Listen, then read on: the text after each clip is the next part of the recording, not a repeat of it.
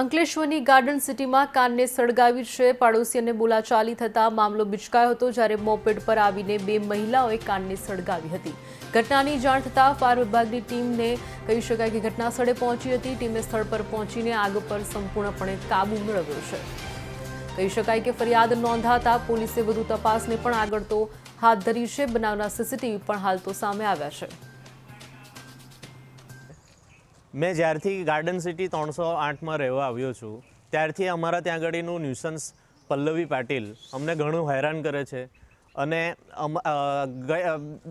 બે દિવસ પહેલાં અમારી જોડે મારામારી કરી હતી અને મારામારી બાદ આજે અમે એટ્રોસિટીનો કેસ દાખલ કર્યો તો અમારી ગાડીને સળગાવી દેવામાં આવી છે અને પરિવારને જાનહાનિ કરવામાં આવેલ છે।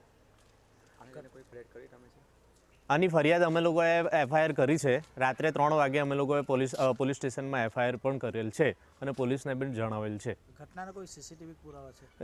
ઘટનાના સીસીટીવી પુરાવા પણ છે અને પોલીસને બી જાણ છે।